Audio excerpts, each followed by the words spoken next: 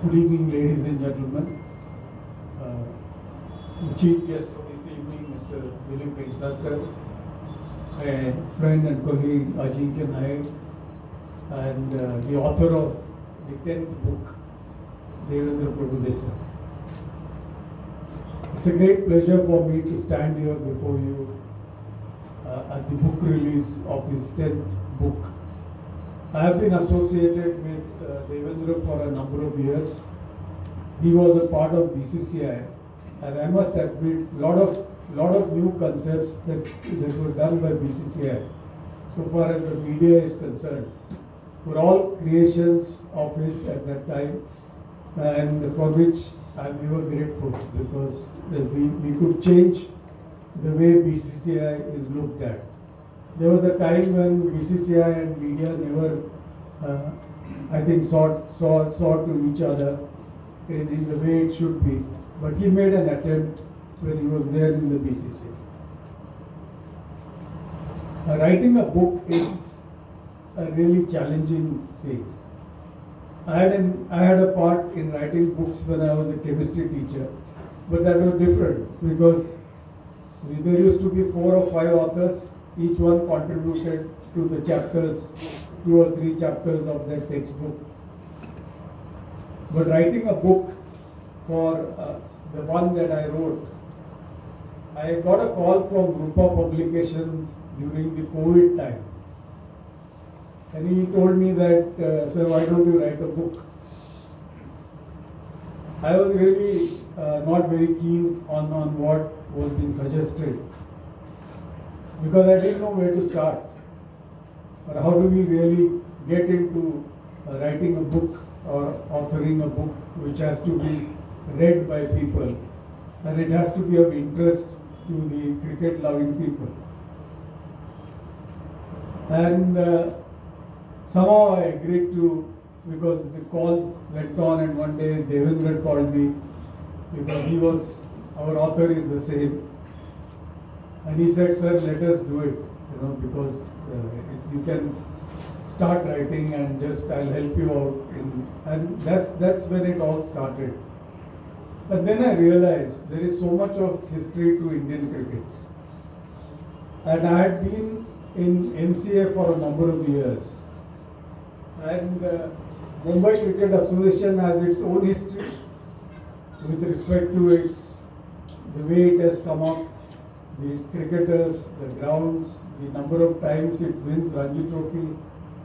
And the BCCI has a huge history for nearly 100 years, where you can really, not much of it has been dissipated to the general public.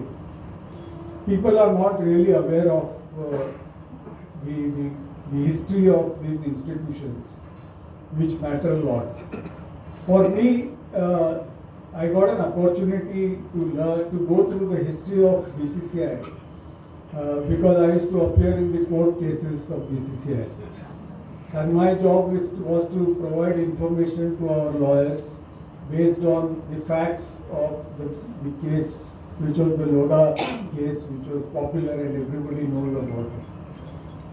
And then I realized that there are so many things which are there, which people really would link up with. For example, I read for the first time that in the AGM of the BCCI, there used to be a time where the captain of the Indian team used to be voted in the AGM, which was a very funny situation. The selection committee was elected later, but the captain was elected by the AGM. And then I started thinking how influential that captain would be, because he had the backing of the AGM, and the selection committee has to work with the person who was elected by the AGM. Interesting. And later they realized at some point of time and passed a resolution that no state should be represented by the current players, whether first class or international. They should not represent them in the BCCI meetings. And things changed after that. Then the selection committee probably became more powerful, and they could take decisions of the time.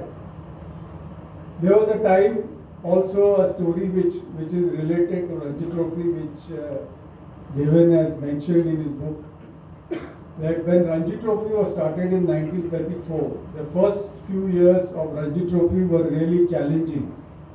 There were less crowds for Ranji Trophy than the Pentangulars. And then a story floated that somebody influenced Mahatma Gandhi to make a statement that he was unhappy with the communal tournaments or the communal color of the Pentangular tournaments, and Pentangular stopped and Ranji Trophy could take off. I don't know how far it is true, but then that's one story which you come across. The Indian cricket history is a never-ending story, and looking at the present, you feel that it's only last 10 years that Indian cricket has made or achieved something. It's not so. If you look at the history of Indian cricket over a period of time, there have been immense achievements that the board has done or Indian cricket has done, and probably I think it came to light with us winning the 1983 World Cup, where common man started realizing the fact that Indian cricket is there to be followed, and hockey, which was a national game, then became secondary to cricket, and cricket flourished after that. There was a time when BCCI used to be under an impression that Doordarshan or Prasar Bharati, as it is called, was the sole authority to decide who should telecast the matches. And they used to telecast all the matches that were played in India. And the BCCI never knew this, that there is so much of money also into media. And the story is that when South Africa tour or the South African team, after they were given the membership, revived their membership in International Cricket Council, and the team was touring India for 3 ODIs. They wanted the matches to be relayed live in South Africa because it was a historical occasion. And they requested BCCI that they would like to have the feed live in the South African broadcast too. And they wanted to know how much would be the money that they would have to pay. So we didn't know anything because we were never paid by Doordarshan. And we thought that there's not much of money involved. And that was the time we changed Indian cricket so far as the media rights was concerned.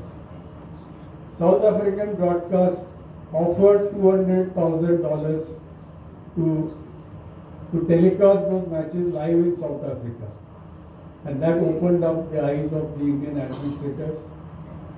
They challenged the Indian government. It's not easy in India to challenge the government.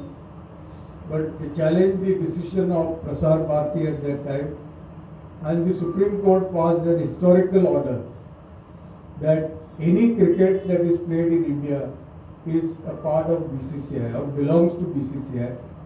And if Prasar Bharati wants to telecast any matches, they will have to bid for that like any other broadcaster. And that, friends, changed the whole scene of what we see today. We look at the amount of money or media rights can get is all dependent on that one decision of the Supreme Court.